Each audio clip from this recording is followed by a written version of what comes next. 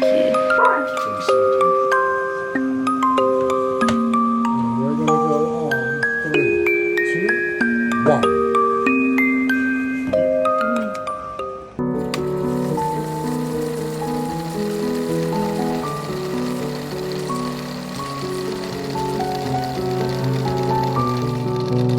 Tintype is a very haunting relic of the Victorian era, and after our session, I am convinced we have vampire lineage. They used to call this process the black art because all the photographers' hands would be stained black because of the silver nitrate. Someone at Blackvale, one of the tattoo artists, recommended this kind of. So these are dead people? Yeah, either dead or on their deathbed. Beyond the dark veil. Why are they kids? Oh, they didn't live very long. Like the life expectancy back then was so short. But it was very popular back in the Victorian era because most of the times it was like the only picture they ever had. Victorians rarely smiled in tintype photos, and this is because some cameras took forever, making smiling without blurring pretty much impossible. The first step of the process is pouring this stuff called collodion onto the plate. And this is basically cotton that's been dissolved in ether and alcohol. They used to use this as a liquid bandage back in the Civil War days because it's just like clear and sticky. This guy, John Bingham in England, he said to himself, like, what if we would put iodides and bromides into something like collodion? Because it's clear and sticky, it would make like the perfect photographic binder. So anyway, if you come across a tintype image like at an antique store, there's always a corner missing, and that's because the only way you can tell when the plate's ready is to pinch off a corner. And when it doesn't run back onto itself, then you know it's ready.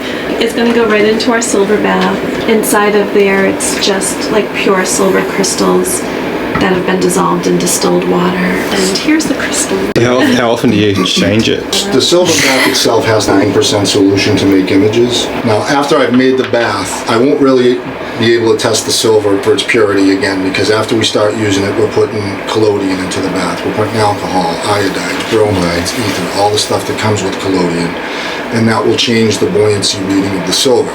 So what I do is I kind of track my plates. Also at the same time put it through a 3-tiered funnel system, because there's still dust that can get in there and there's little things that can cause comets on your plate that you don't want. So there's a lot we didn't know getting into our little photography hobby. There's going to be so much chemistry involved. Is there a reason that the lights are red? Yes, because red gives off the lowest frequency of light waves, I should say. It's such a slow process. Red won't affect film from exposing, which is what we don't want. Back in the olden days, and actually still quite a few people nowadays use cyanide to fix their plates. Cyanide? Cyanide is a highly toxic powder that you can turn into a liquid. We use ammonium thiosulfate, which is safer.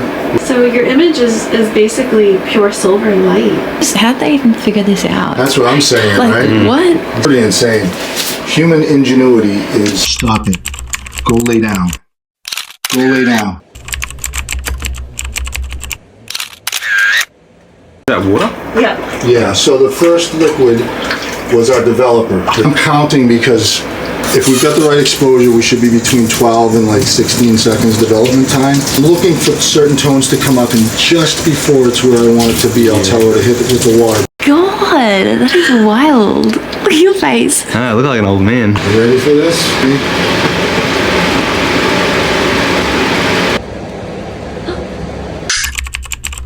That's crazy. Look at you. You look so regal.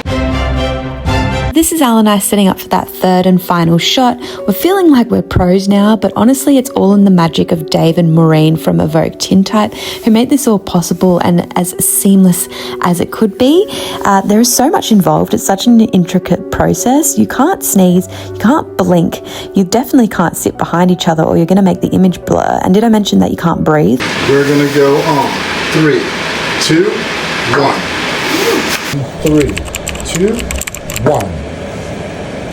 Highly, highly, highly recommend getting a tintype photo if you've been thinking about it. It's a one-of-a-kind experience, and you know it's going to be a memory that you'll cherish forever. Yeah, the negative really throws me here. Yeah. So it looks like Santa Claus. Grandpa Alex. Wow. You look like a model. Oh, stop. I'm going to get a big head. Men always look so handsome. So I'm not a male model. Oh. Oh, you guys. Okay, that's beautiful. Yeah, that one's really good. Wow, the eyes are so alive.